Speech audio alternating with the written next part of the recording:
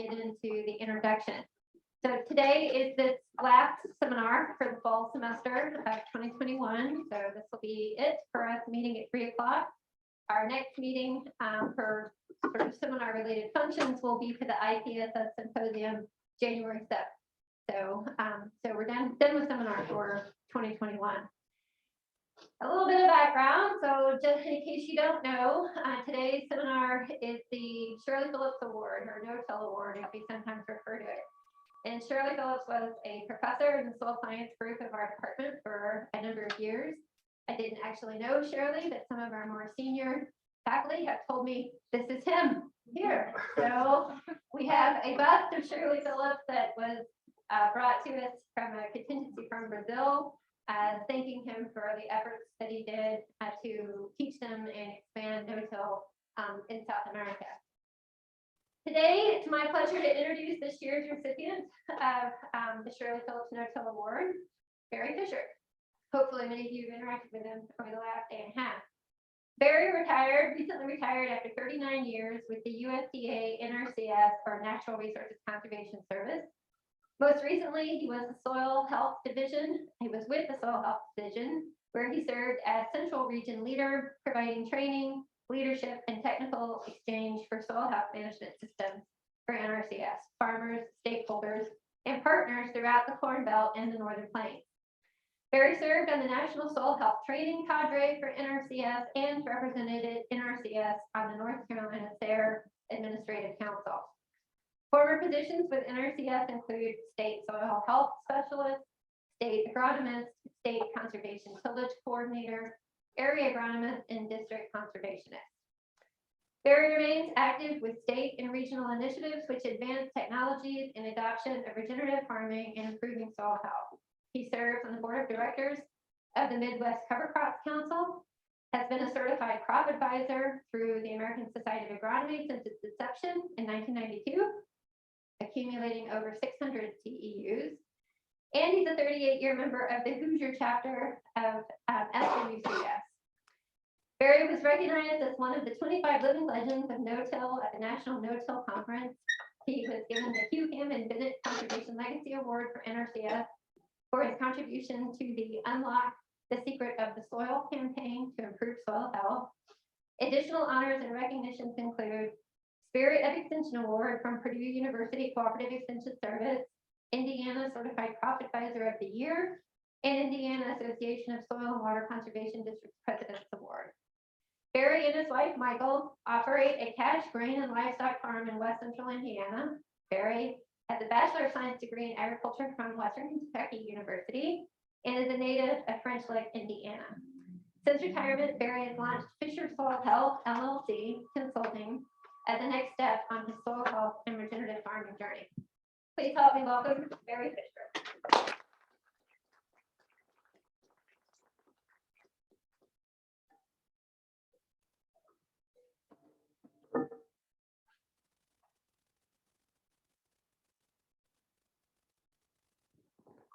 All right, can you hear that? Yes, that sounds good. All right, well, thank you very much. And Paul, if I stand kind of back here, I can remove the mask and maybe have oxygen. I can't begin to tell you what an honor this is. The work that Dr. Phillips did, I mean, it really even impacted the entire country, the country of Brazil, for them to recognize that, what no-till farming has done in the country of Brazil and agriculture down there. So being here and getting to share stories and hear what all you've been working on today was just your hospitality is fantastic, I'll just say. I'm not sure if you go north of the Ohio River, the hospitality is quite that good, I'll have to say. So I commend you on that. But I grew up just across the river from Louisville in French Lick, Indiana. Went to school at Springs Valley High School, a little bitty school. I graduated 70 in my high school class, my senior class. And so some of you basketball fans may know of another pretty good basketball player that was from there. he might have gone a little farther than I did in that, but anyway, he small school. Our curriculum wasn't very in depth, and I guess I start with, you know, I'm 39 years with the Natural Resources Conservation Service, but really natural resource conservation started very early in my life with my years with 4-H and all the contributions that the Cooperative Extension Service taught me early on, all the camps. I was probably able to identify most weeds and forages and things by the time I was in junior high. So you don't learn, you know, this, you build on a foundation, you know, it's a journey. The whole conservation thing has been a journey, and it's been a great one for me throughout my career. And I really appreciate I have to just say that the farmers that I've come in contact with, and then the researchers that I've come in contact with throughout my 39 years, that combination of input from both of those angles has just really impacted my life, and where I thought conservation needed to go, where conservation tillage needed to go, and some of those things. And when you hear the practical side from the farmers, and we have some absolutely brilliant farmers these days, you know, always did, but their ability to analyze data on their own farm is really great these days. But when you combine that with some of the research side, and you pull those two together, the outcome is phenomenal. And so I've had the privilege to get to see both of those sides and see how that comes together through most of my career. And so thank all of you in the research community for that. Keep that kind of cooperative partnership going between farmers, between agencies. You know, we have in Indiana a very strong conservation partnership. It's a formal conservation partnership, Indiana Conservation Partnership, where, you know, the head of extension, Department of Agronomy, and NRCS, the State Department of Agriculture, the State Association of Soil and Water Conservation Districts, and many other stakeholders that are NGOs and other things, you know, work together on that partnership. And it's a signed partnership. And what that does for us is it brings about continuity of message to our agriculture community, our entire agriculture community, because we get to have some of the debates amongst ourselves, you know, in a friendly atmosphere, where we decide what are the most important things to go forward, what really needs to be shared with the farmers across the state, and then they're not hearing any mixed messages. And I highly recommend those strong partnerships, because there's a lot of information floating around from a bunch of different directions these days. And so anytime we can have continuity of message from our agriculture research arms and delivery arms, it really is very important. So I just start with that. But anyway, that's kind of you heard a little bit about my background. I'm going to go through kind of no-till farming as a journey, but I'll have to, you know, I love learning from the history so we don't repeat our sins of the past or whatever. But at the same time, there's such a future here as we look at soil health management systems, and now we're looking at sustainable ag systems and climate smart farming, and on and on and on. The future for agriculture is so amazing right now that I will spend probably most of my time on what that future holds as no-till is integrated into this thing called soil health management systems, or sustainable ag, or regenerative ag, or there's a lot of names out there and stuff. So anyway, I'm going to try, since we've got people on Zoom, I'm going to try to remember to use this little pointer right here to the extent possible. So no-till farming, you know, and you can see from my gray hair, I've been at this a while. And in the beginning, you know, we spent all of our efforts, so much of our effort was just on getting the seed in the ground, you know, trying to figure out how are we going to consistently get this seed in the ground in a good spacing, good depth control, get through different different soil types and things, and you see the old Alice Chalmers planter that many of you have seen pictures of and things, but that was a real challenge. And as we you know, as we think about farming, you know, I had an opportunity to talk to a bunch of folks in Washington, D.C. that were policymakers within the USDA, and they couldn't. We were unrolling the soil health campaign at the time, and they said, "Well, you know, this all seems so obvious. Why don't farmers just do this? You know, why would we need an agency to spend a bunch of resources on this? This seems so obvious. Why wouldn't you do this?" And I think we have to really remember how far back in human history we go with this plow and with this stirring of the soil and working of the soil. And we as human beings have this really strong instinct for self-preservation that keeps us from just rapidly adopting change. You know, from, you know, we walk down that same path that we didn't get injured on last year, you know, and just like it's deer season. So, you know, that big buck is walking down that trail where he didn't die last year or last week, you know. So we have that instinct for self-preservation that doesn't make it easy for us to make major change. And when we break from the plow, you know, there are a lot of management changes that aren't as smart as farmers are, as smart as researchers are.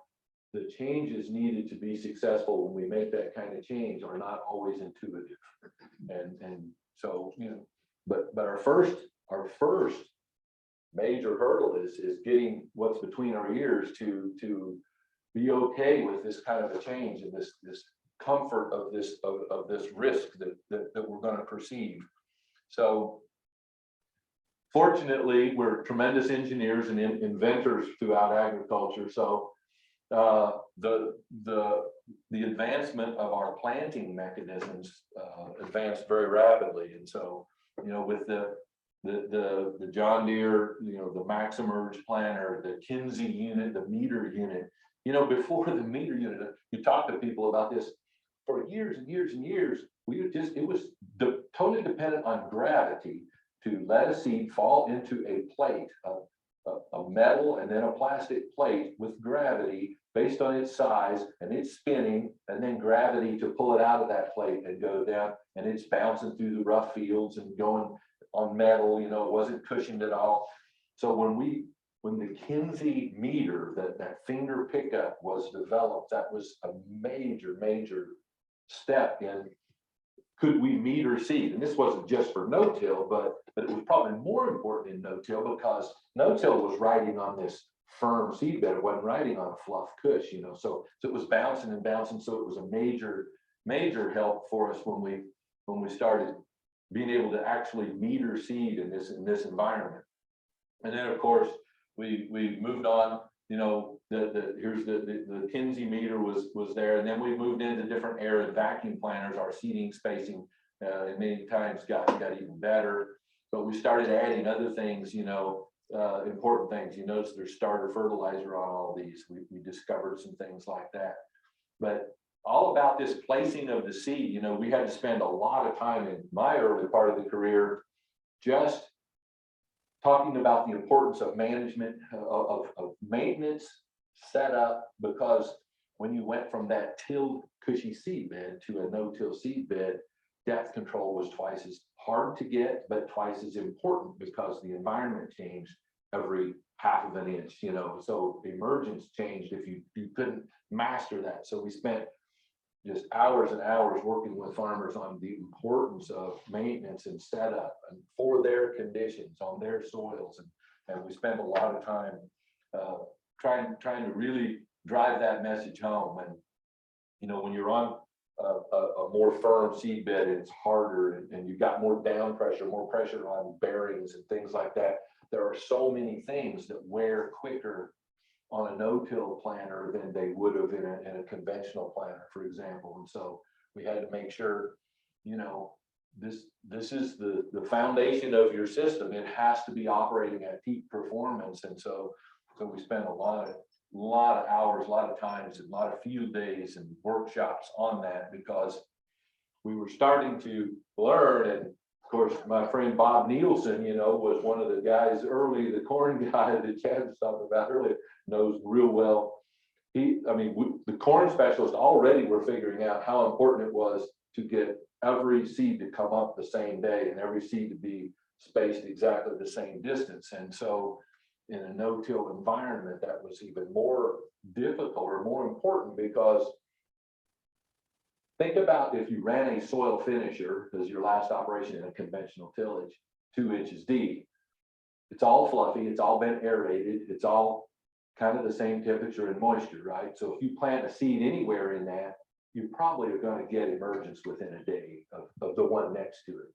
Think about going to the no-till situation then. So every half inch, you could be pretty significantly different in temperature and moisture. And so that depth control changed the emergence time a lot more and affected it more. So your ultimate ear count is what we had to start talking to them about because if you went out there in June and you had a good solid stand, but several of them were 3 or 4 collars shorter, they didn't fully understand how much that was going to affect yield. And a lot of our early studies of no-till, comparing it to conventional, we could trace right back to, well, it just didn't emerge the same day, you know. And so right out of the gate, you may have had a 10 bushel yield disadvantage when everything else was perfect. So we were trying to sell this, but we were trying to sell this not just to be salespeople, but we wanted this to be successful. We needed this to be successful because of our erosion situation and our soil conditions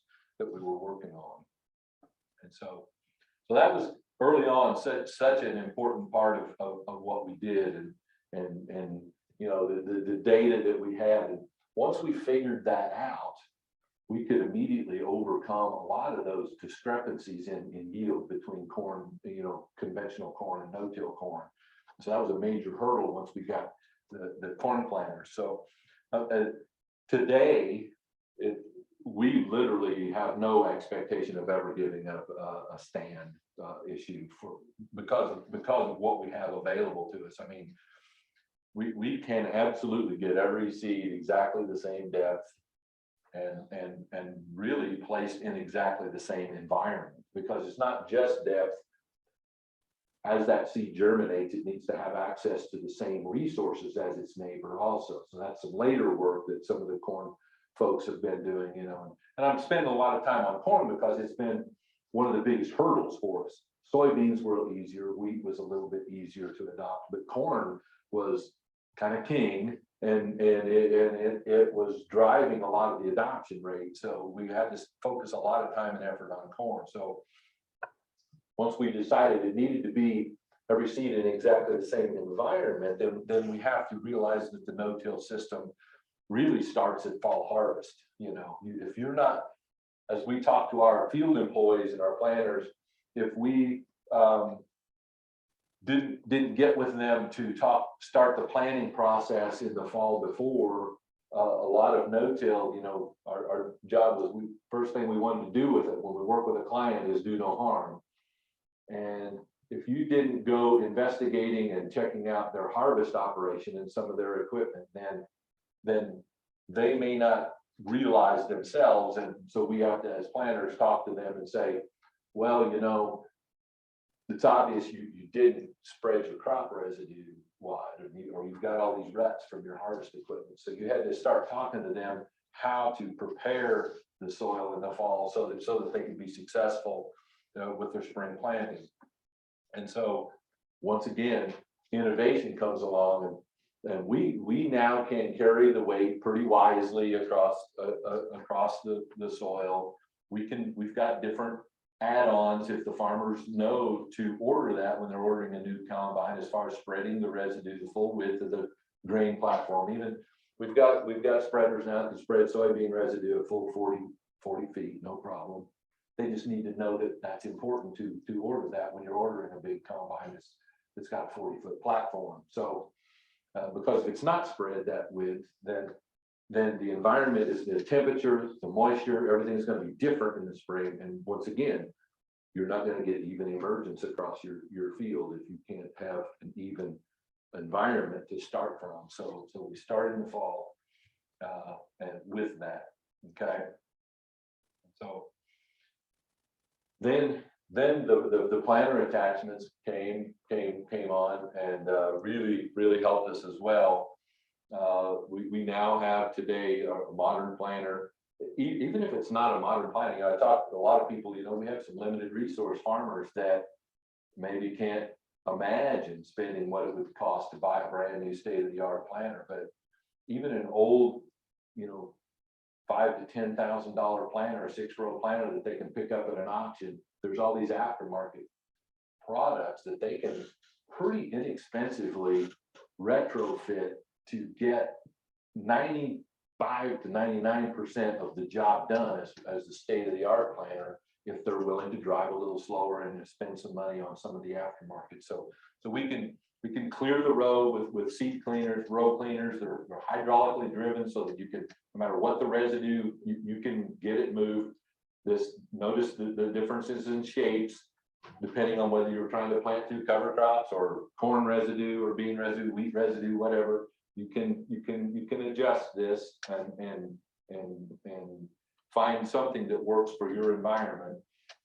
We have sensors that are sensing in sub-inch increments that we can sense the down pressure, so that as we go across the field in different soil types, or we cross where that sprayer track went or that combine track went, in a sub-inch, sub-second almost interval, we can change the down pressure using hydraulic downforce. A computer can sense that down pressure. So now we've got every seed exactly the same depth throughout that field. And we can do that at pretty substantial speeds. And that's a game changer across the corn belt, where we've got a lot of 36-row planters. And it's a big central fill, and you've got to be able to adjust the down pressure on that entire unit as you go across the field.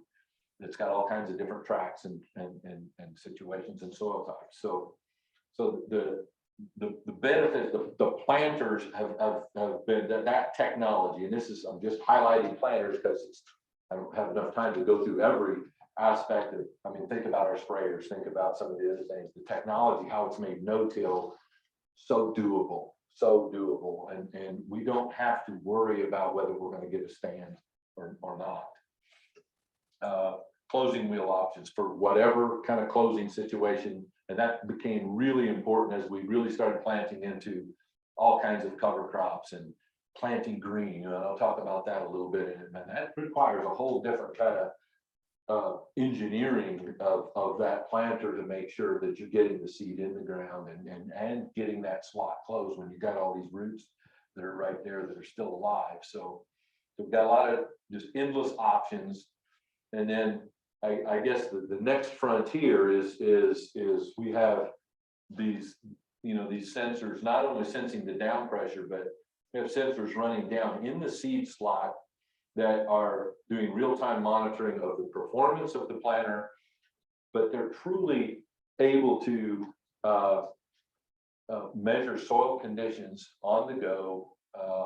I would suggest in the near future, we will be potentially mapping soil health. We might even be able to map and validate and how well we're sequestering carbon through some of these, just as we're planting through the field. We might have that capability. We're not very far from it. It's a matter of programming probably, because we've got optic sensors. We can do conductivity. We can do moisture right there on the go in real time, make actionable real-time adjustments to the planter, change the jet depth, change the variety of seed, change the seeding rate. All of that can happen instantaneously today via the technology, same technologies that are helping you drive down the road. I'm complaining to my wife all the time. Why is it trying to make me, I'm trying to gawk looking at farm fields and stuff, and I'm hitting the median and it's beeping at me, and all that technology is on planters too. So we have that technology that is phenomenal, that truly has made no-till, where we used to be very selective and say, well, no-till really doesn't work there, it really doesn't work there, and this is a situation it may not work. I think the reality is, if we want to, it works everywhere. It might not be pure no-till, it could be strip till, but something very, very close across the entire corn belt, or wherever we want to plant. I think we can, with our technology today, we can absolutely get this system to work and work well. Okay, so we'll switch gears a little bit and say, so if we're going to have this no-till system, it is a system. And I hear too many times people refer to no-till as though no-till is a thing. And I'm just going to suggest that no-till is part of a bigger system. It always is, it always was. And to refer to no-till as though it's a thing compared to another thing is probably a big mistake with misleading outcomes. I'll go through a few things here in just a minute, but as we integrate no-till, I have to back up and talk to, we have a lot of producers that tried no-till in the 80s. And quite honestly, we didn't have the technology, we didn't have the understanding, we didn't understand how to make that successful on their farm back then. And we just didn't have the people to help them be successful. And so there were some real train wrecks in the early 80s and in the 80s. The farm economy was really bad. It was, interest rates were, they were paying 14 to 15% on their money, maybe as high as even 18%, I've heard, on their operating loans. So if they had a bad year, it went really badly for them. And so if they tried no-till as a desperation attempt to stay in the business and it failed, then a lot of really bad feelings about the word no-till evolved from a lot of these producers that are still out there engaged in farming. So today we're talking about a quality no-till system, and what that means is we are going to be able to get every seed exactly the same depth. We are going to understand when we stop tilling the soil, it affects other parts of our management. When we are tilling the soil, that tillage is a fertilizer application. It's a release from the carbon. It has an effect on the entire cycle throughout that farm. So when we talk about no-till, you'll see me refer to quality no-till. And so what I mean by that is, if I'm going to stop tilling the soil, then that immediately changes my nutrient cycle. Okay.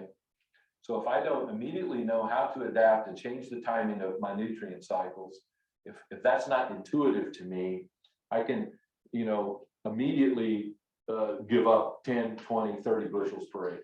It's pretty easy for that to happen if I don't know that change is getting ready, if that blindsides me. And if you couple that with some of the other things that I just talked about on planter technology that you may have not gotten right out of the gate, you may be 40 or 50 bushels of corn behind just because you didn't know that. So if we, I've heard some of the nutrient the water quality, the non-point source water initiatives that are out there say, just do one thing. Just do one thing. And they're a lot of times talking about cover crops, or they're just talking about not applying nitrogen, some things like that. But this not doing one thing is not really possible, is it? I mean, if you stop tilling the soil, then your nutrient management better be adapted to that new system, that new biological delivery system. If you decide that you're going to integrate cover crops, the cover crops are going to further affect that no-till system. They're going to further affect the carbon cycle, the nutrient cycle. They're going to further affect your pest and weed management strategies. So if you don't know how to adapt those, then that cover crop can be a benefit, or it can be a detriment to your crop in that given year. And if you don't integrate all of these things, into your crop rotation, if it's not specifically designed and prescribed for your crop rotation, if your cover crop doesn't complement the next crop in your crop rotation, then that cover crop hasn't expressed, it's not going to have the beneficial outcome that it would have or could have had we have been able to plan this as an overall system. And you follow me? I mean, that's a lot, I know, and I've got a lot of farmers that will be sitting on the front row and say, Fisher, all you talk about is the system. You keep talking about system. All that means it's hard. and that goes back to why haven't, there was a question earlier today, why haven't more farmers adopted this? Well, farmers will adopt technology just like any of us. We adopt anything that makes our life easier, right? We adopt that pretty quick. Cruise control on a car, you know, farmers get auto steering, you know, they adopted that pretty quick. The yield monitor, they adopted that pretty quick. Made their life easier, made their life better. When we start talking systems and talking about integrating this new thing in here and it's going to affect something else, it doesn't sound very easy, right? It doesn't sound like you're pushing an easy button, does it? And so that's where I go all the way back to one of my earlier comments. We need to have a technical support system in place among all the partners, all of agriculture partners, that can turn this into more of an easy button. Because we need to be not necessarily focusing as much energy on should we, but how could we? In other words, how can we find the best management strategies to make this system work? If it's all working, it's obvious that we should be doing it. If it's all working the way it should be working, but we're probably not focusing quite enough energy on the logical steps that make it easy for that end user to have an easy button, to make this very simple, have a logical step-in approach. And when I'll keep going on what makes that logical step-in. When I talk about the system, I try to just put these so that farmers and other folks say that, you know, you hear the term nutrient management, you can go to our NRCS office and get money for nutrient management, right? But it needs to be adapted nutrient management for whatever your system is. If you're going to get weed and pest management, it needs to be integrated correctly based on whatever else is going on. And so the precision farming and some of those other diverse and strategic, not just cover crops, any old cover crop doesn't work, right? Necessarily. It needs to complement the next crop in the crop rotation. It needs to be a cover crop that you can no-till into if you so choose to no-till. So it has to have these qualifiers, if you will, in front, in my opinion, to keep driving that message home. Why it's a total journey. It's not just do one thing and it's automatic. You can just do one thing, okay?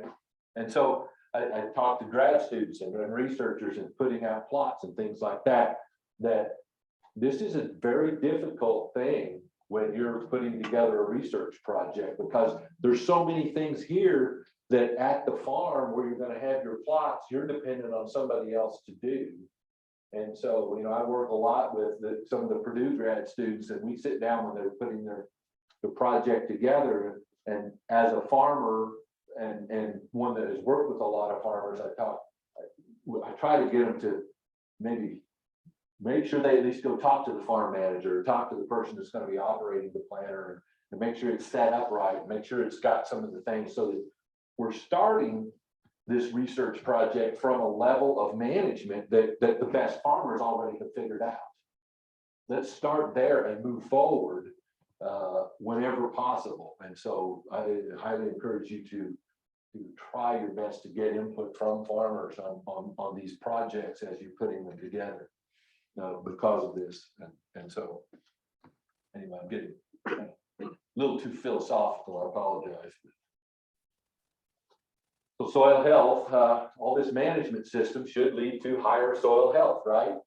And so is soil health a word that is just makes us feel good? Is that what soil health is? There's a lot of people, a lot of scientists that say, you know, soil health, that term, That just makes us feel good. It's not really a real term, but as I believe that it is, because I believe that our soil is a living ecosystem. And so if you look at the definition of soil health, and this is one that we put together at NRCS with the input from a lot of academia and other organizations, and there's the continued capacity of the soil to function as a vital living ecosystem that sustains plants, animals, and us.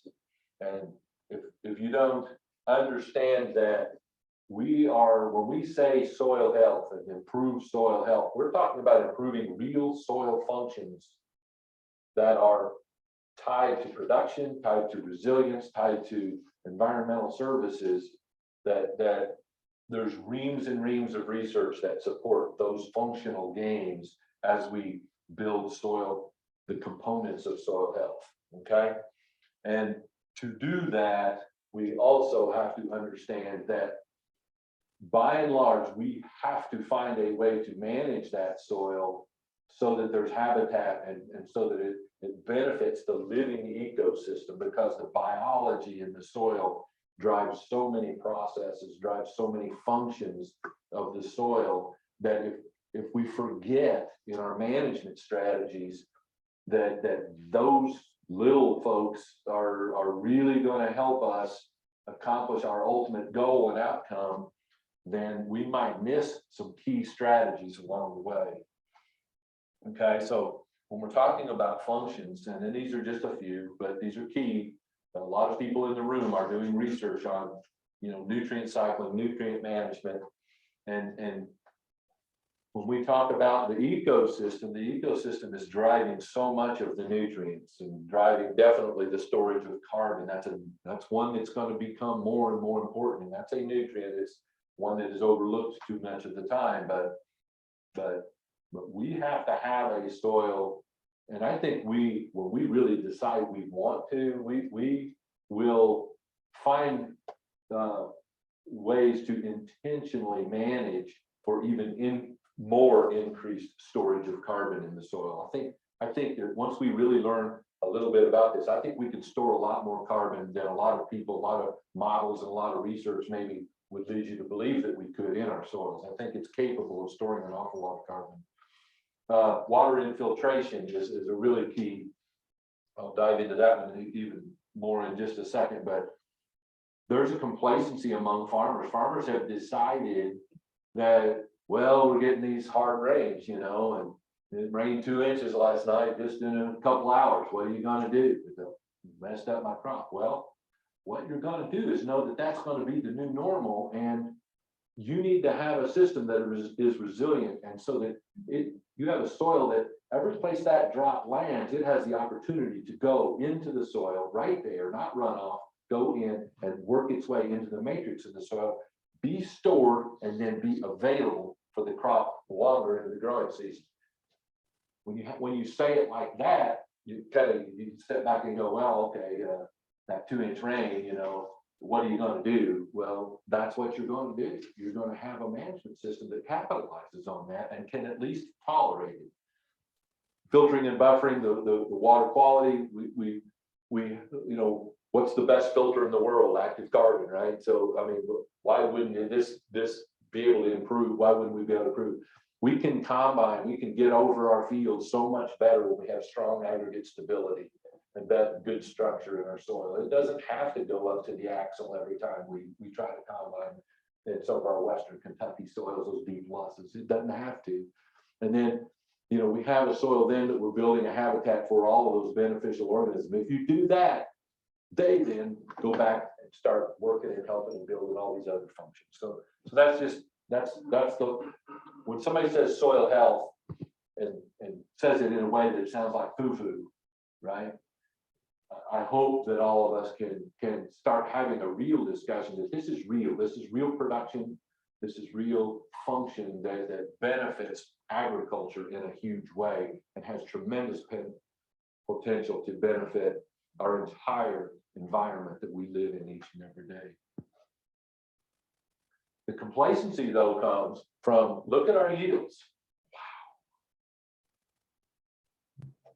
back then, if you'd have told me that the national yield, you know, was ever going to get up there to 175, 180 bushels per acre, I'd have said you're crazy. But look what it's done. But so it's easy to become complacent in, well, what we're doing is really working, so we better just stay with that. Let's not make any changes, right? But but what has really driven a lot of that? Bottom line, extra CO2 in the atmosphere is probably driving some of it. Extra water is driving some of it, but genetics and that technology and the things that you all have been working on throughout your careers to make cropping systems better and more resilient has led to that. However, we also know that that whole time we've been gaining yields, we've lost over half of our organic matter on most of our soils on the planet. Okay, and we also have a lot of evidence that shows, you know, we don't have to keep going down. We don't have to be satisfied with that.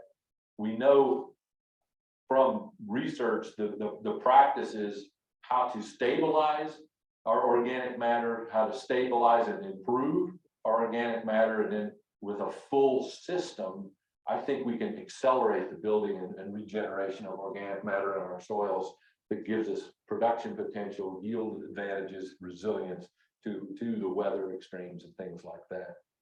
Okay, so if we put this together, there's reams of data that supports these things. You know, if I'm improving organic matter, and notice I don't say just increasing organic matter, because farmers think that's that one number, that organic matter is a thing. It's not a thing. It's, you all know this, but it's that whole chain of pools of organic matter, living, liquid, labile, stable, humus. You know, all it's all of those, but it's really the active and the labile pools that have probably a bigger play in soil function gains than that thing that's on the soil test, which has a lot to do with just the humus, the stable part of organic matter. So I talk about improving organic matter because their number may not change on the soil test right away. And we don't want them to get discouraged. They may be really building beneficial organisms and stuff. They may be really improving aggregate stability, and aggregate stability is my number one indicator that I look for if we're going in the right direction, because it leads to more functional benefits than almost anything else that we can look at pretty quickly and easily. But if we have improved aggregate stability, then we're going to have better infiltration of water, better available water, better nutrient cycling, and better biology habitat. And so that enables us to truly improve even more organic matter and build on that. Okay. What we've lost, though, is that aggregate stability. When I talk about aggregate stability, we might think that that's only on those fragile soils, that you know, those forested soils, the soils here in Kentucky, you know, some that are a little bit more fragile. But I'm just telling you, I got to spend a lot of time in my last job from North Dakota to Kansas all the way to Ohio, and I'm just telling you that some of the best soils on the planet, the inherently best soils on the planet, have lost a lot of their function. This just happens to be at one of our land grant college research farms to the north and west. I would never condemn my home, you know, Indiana, but it is a little west of there. But look at where our research plots are, what kind of it's growing. Is that a functional soil? And that's one of the best soils on the planet.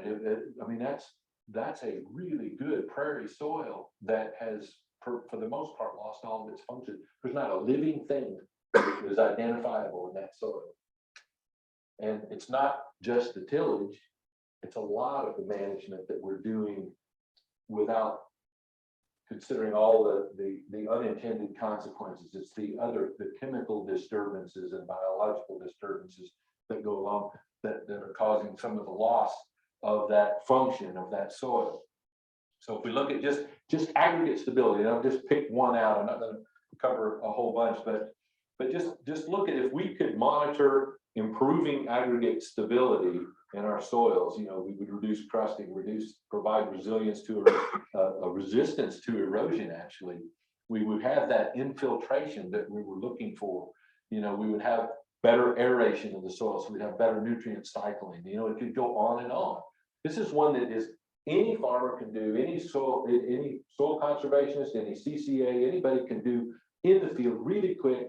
They can go to maybe a fence row or an area that hasn't been disturbed to see what that soil type looks like in that condition, go out to the field, make a comparison, and take a look, and this is with $2 worth of materials, you know, from the dollar store or whatever, you know, the sink strainers and Dixie cups, and, you know, I'm in bourbon country, so we can actually call that, you know, a true highball glass, you know, or whatever you want to call it, you know, but you're going to compare, you're going to have either cake brownie where you've got it wet and moist and it's still got pore space, it's still got the ability to hold and cycle nutrients, or you've got, and excuse me, but you know, I can get away with it maybe south of the Ohio, but you know, when I give this demonstration in northern country and I talk about that, it looks like pudding.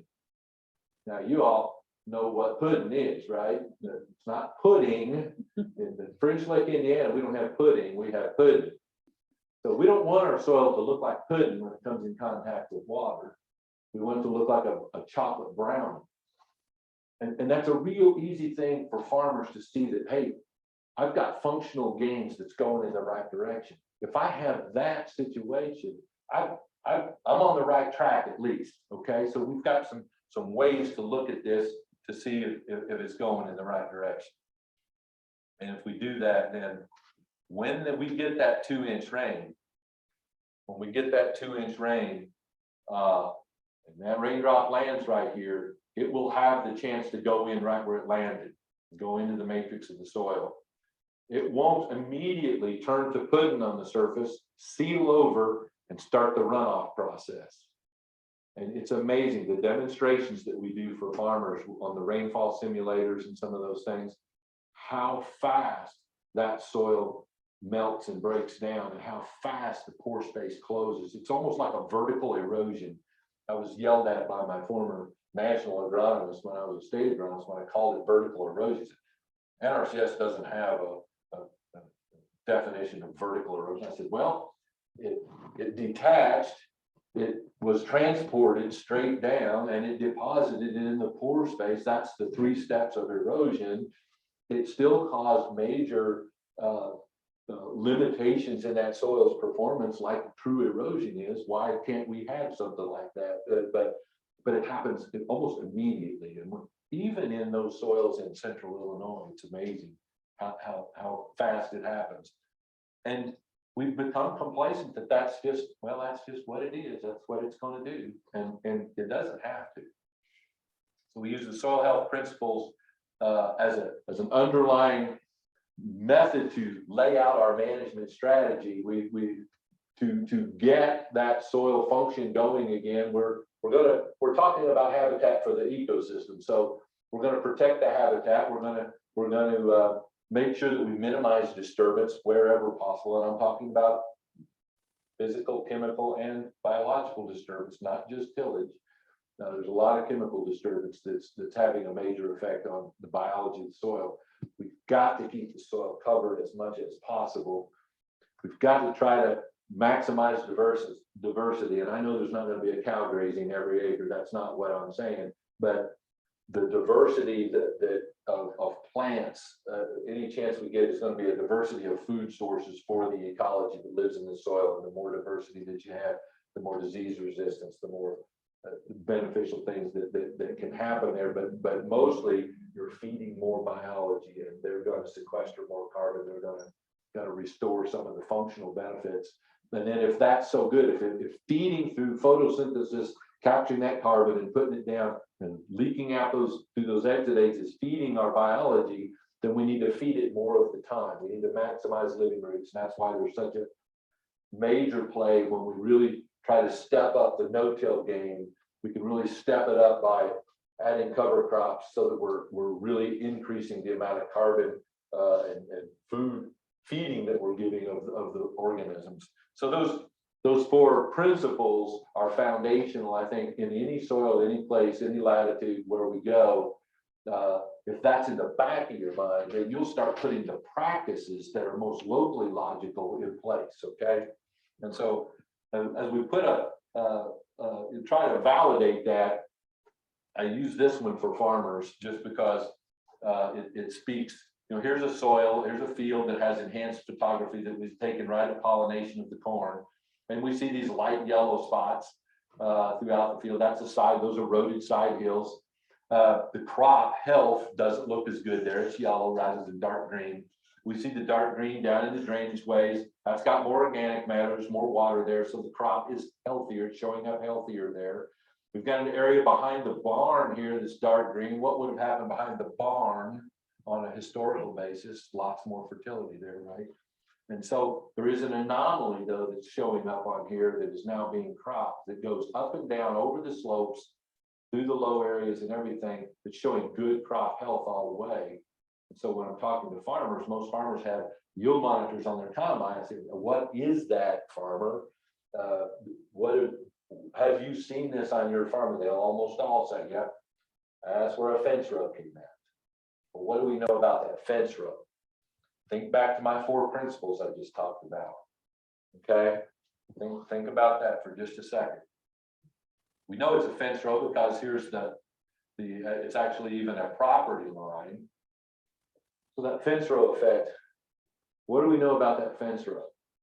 And most farmers, if you talk to them, say, what's that yield monitor look like? Is it a difference in yield on the old fence row? And how much of a difference is it? And they'll say, they'll all do this. And I go, a little bit? They go, oh no, it'll jump 50 bushels sometimes, right, over the old fence row. But think about it. Has it had much disturbance through most of its history?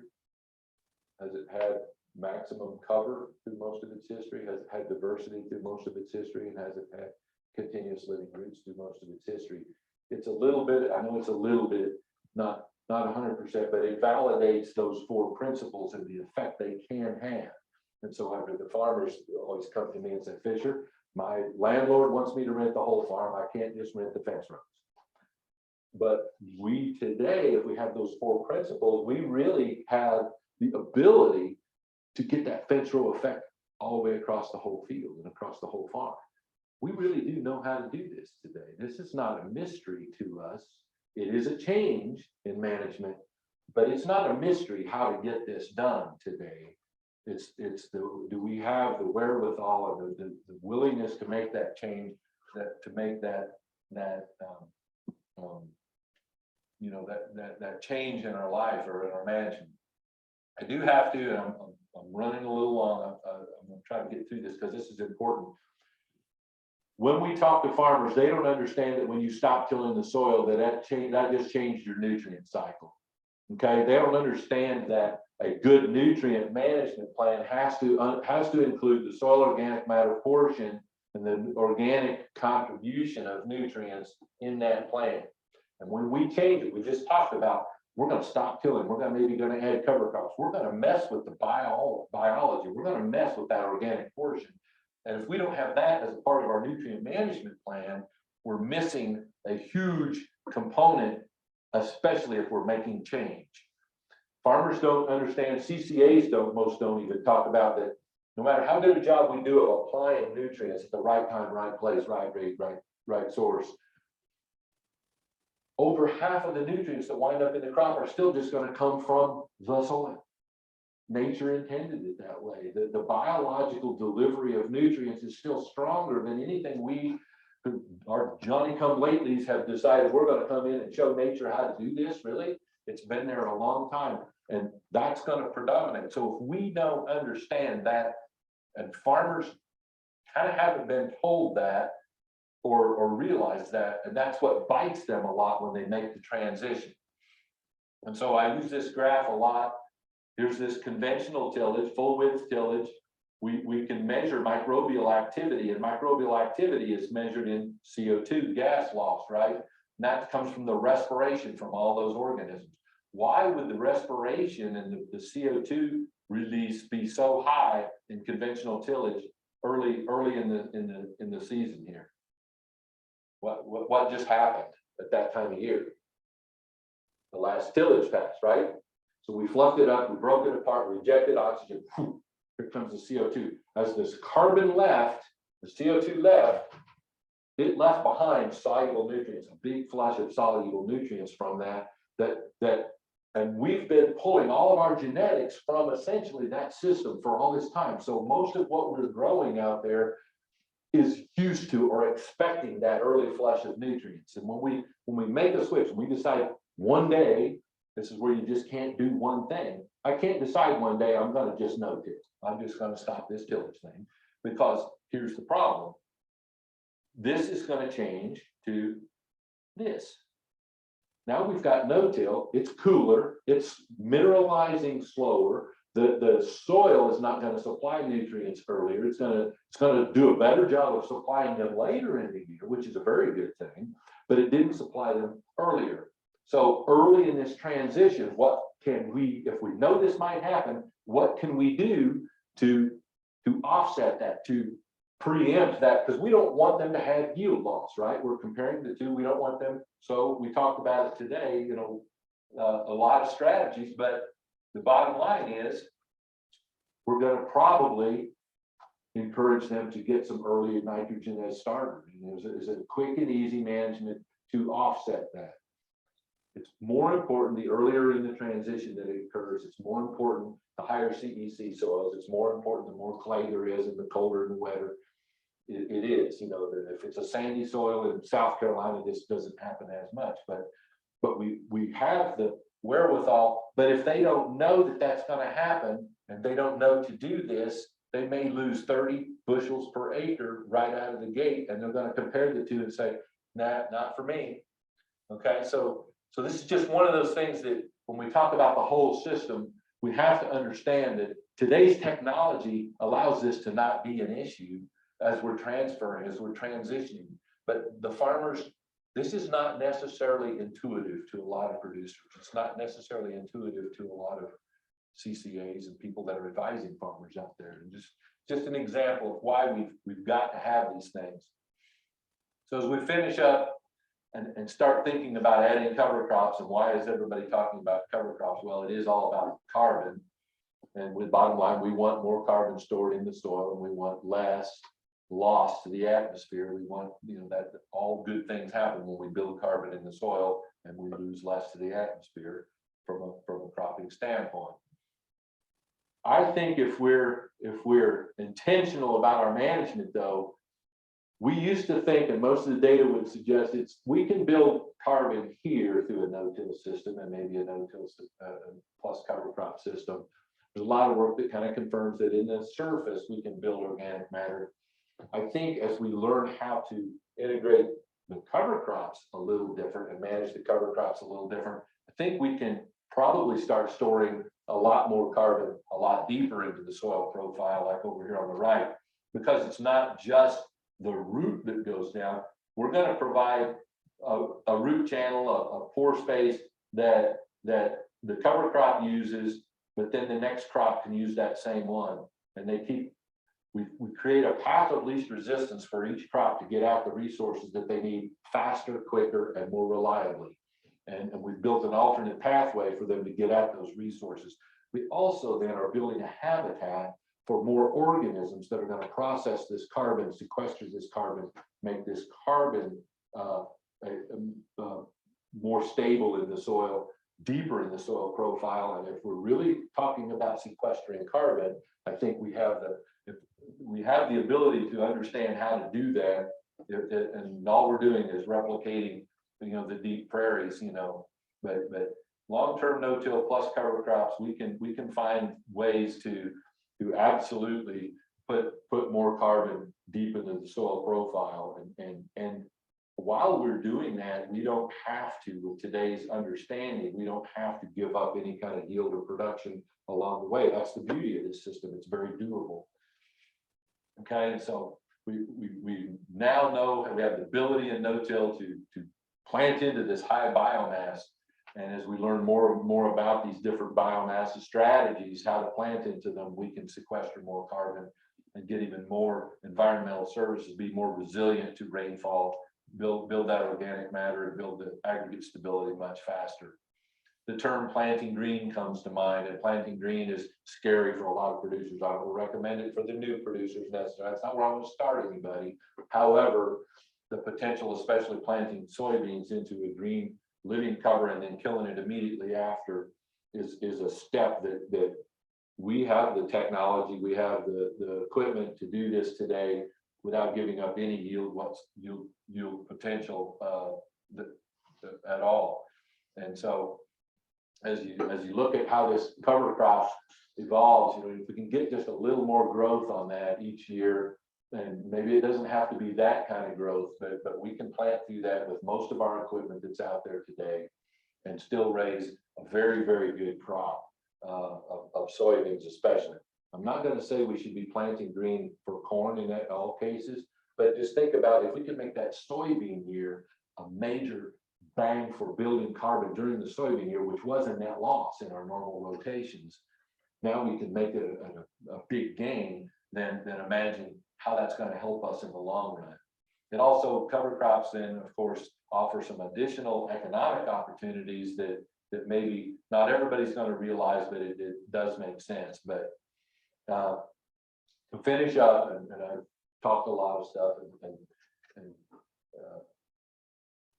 I just want to reemphasize how important it is for researchers and farmers to work together on these things. All these strategies that I just went through, these are just a few of what we would go through in like an advanced soil health management course. All of these have been developed, and we've come up with all of these when we take what farmers are trying, we run it through the research community, they validate or disvalidate, you know, prove it doesn't work. But that working together, that collaboration, when we get both those folks working together, the outcome is just so much better. And that's how we get the kind of crop that can be grown under these systems. And we need to spend more time working on the management, the logical, not if we should be doing this, but how can we do it the very best it can be? What are the management steps that we can do to get this done, and find those logical step-in approaches for these producers. Give them that easy button. It's any of us want that. You know, we want this to be as simple and stress-free and risk-free as possible. And if we can get that done on a lot more acres, then everybody in society gets the benefit from this.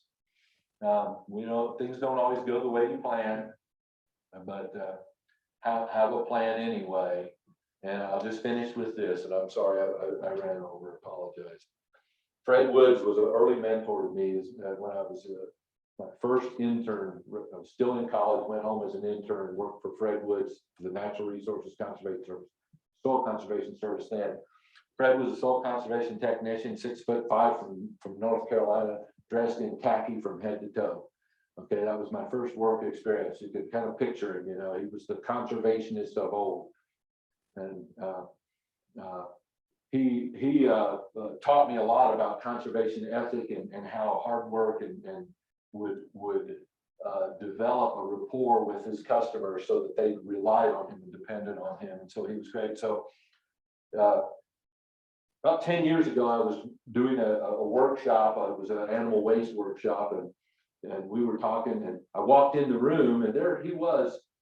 10 years after his retirement, he was still working as a volunteer. After 10 years, he was at that time probably 90 years old, but he was one signing people in the thing. So I talked to him. It was great to see him.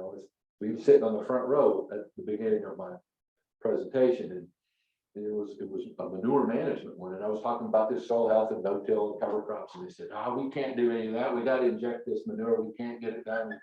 We're never going to get this soil health thing that you're talking about."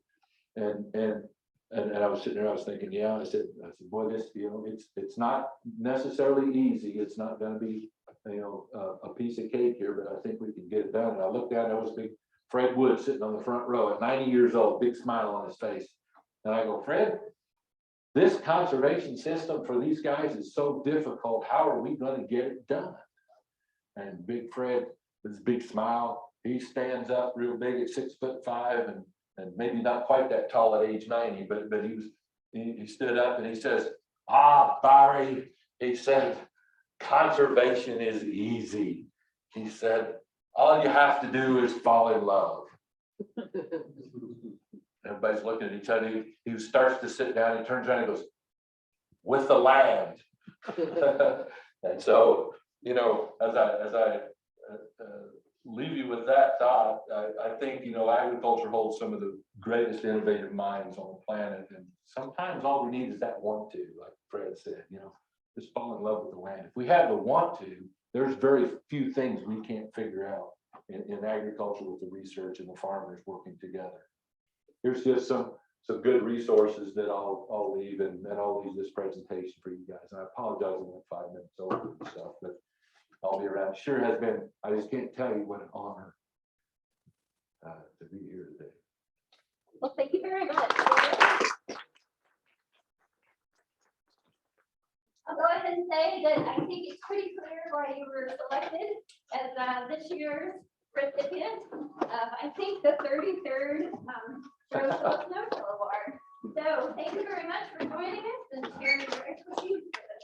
Well, thank you so much.